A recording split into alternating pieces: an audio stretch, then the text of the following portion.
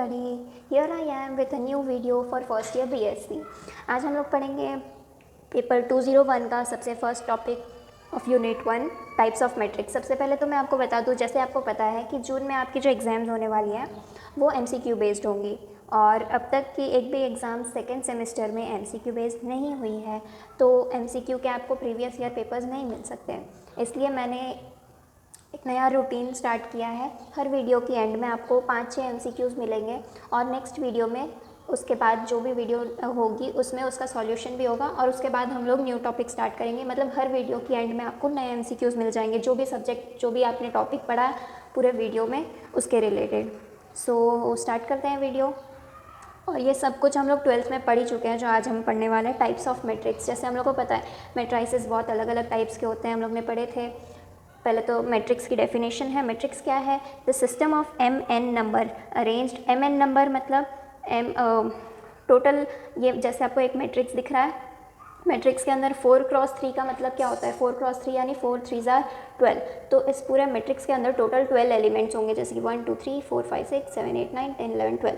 सो mn यानी कि इन जितने भी नंबर ऑफ रोज़ हैं, सबसे पहले तो हम लोग 12th में पढ़ चुके हैं कि नंबर ऑफ़ रोज़ क्या होते हैं, नंबर ऑफ़ कॉलम क्या होते हैं, और हम लोग ये क्यों लिखते हैं।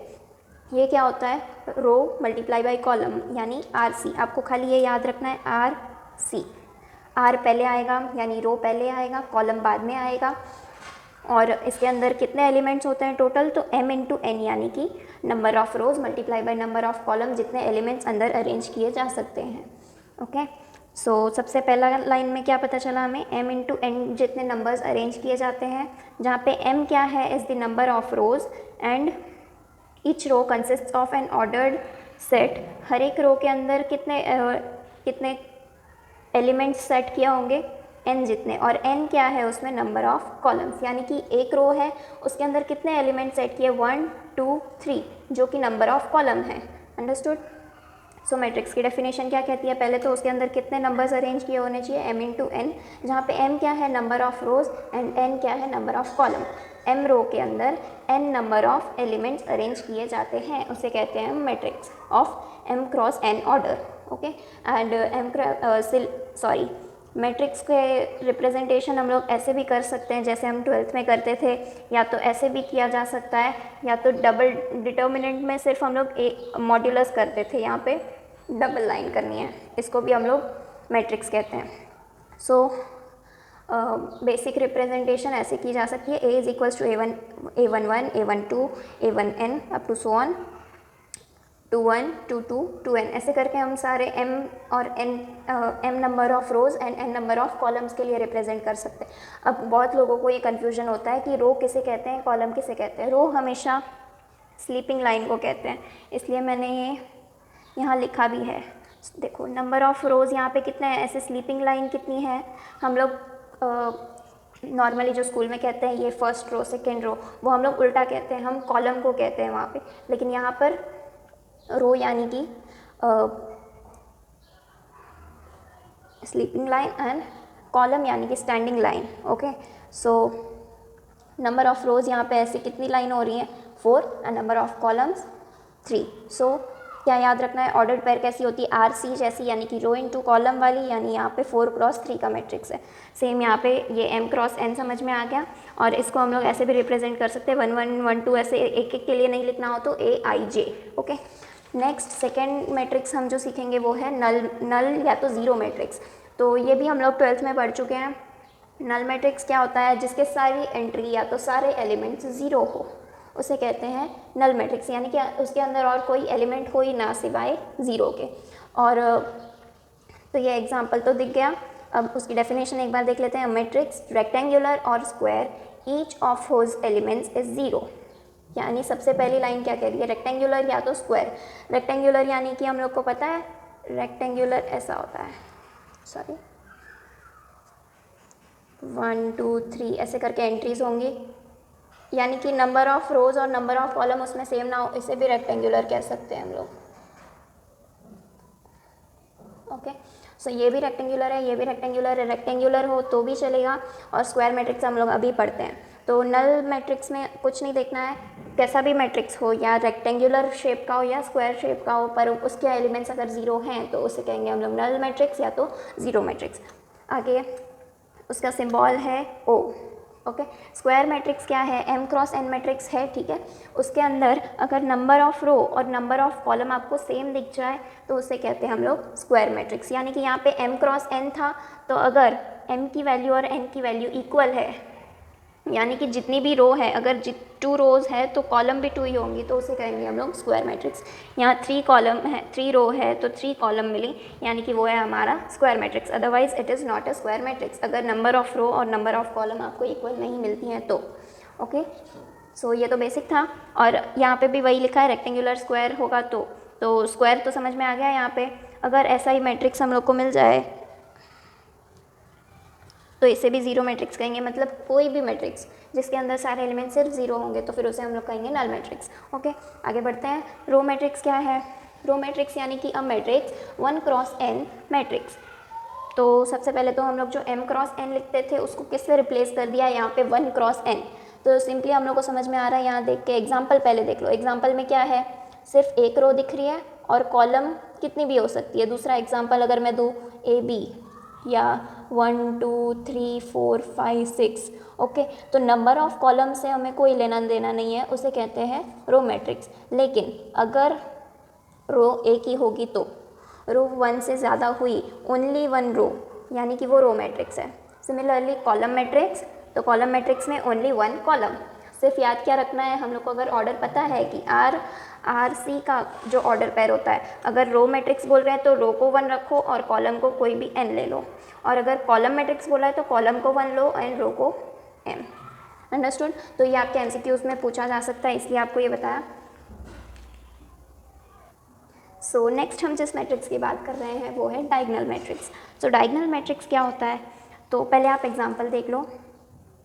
डायगोनल मतलब तो हमें पता है, कोई भी हम लोग क्वाड्रिलेटरल ड्रॉ करते हैं, जैसे कि स्क्वायर की बात करें तो स्क्वायर में ये जो सेंटर से पास होती हुई लाइन होती है उसे हम डायगोनल कहते हैं। ये भी डायगोनल है, ये भी डायगोनल है। सिमिलरली रेक्टेंगल के लिए भी हम लोग ड्रॉ कर सकते हैं, इसे भी डायगोनल कहते हैं।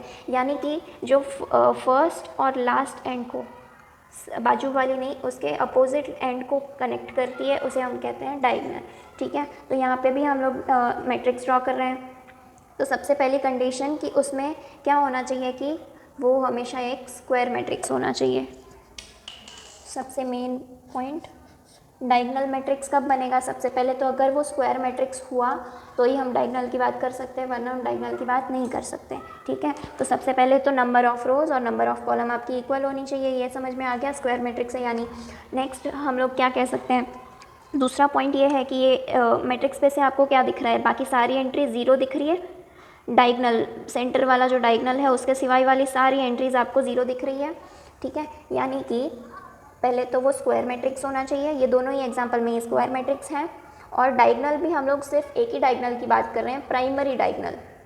प्राइमरी डायगोनल मतलब फर्स्ट से लास्ट वाला जो डायगोनल है उसी की बात कर रहे हैं हम लोग, अपोजिट साइड वाले डायगोनल की बात नहीं करते हैं। ओके, सो डायगोनल मैट्रिक्स में सबसे पहले तो स्क्वायर मैट्रिक्स होना चाहिए। एंड जो नॉन डायगोनल एंट्रीज़ है, यानी कि डायगोनल के सिवाय वाली जो एंट्रीज़ हैं वो हमेशा ही ज़ीरो होनी चाहिए। अगर वो ज़ीरो होती है तो ही हम उसे एक डायगोनल मैट्रिक्स कहेंगे। So let us come to the definition. A matrix A is equals to Aij is said to be a diagonal matrix if it is a square matrix and if each of its non-diagonal entries are 0. ठीक है, Thus, if A is equals to Aij be a diagonal matrix, अगर ये diagonal matrix है, A अगर diagonal matrix है और I is not equal to J, I मतलब क्या होता है, जैसे हम लोग ने RC की बात की रो कॉलम की, तो इसमें भी जो पहला होता है वो रो रिप्रेजेंट करता है एंड J कॉलम।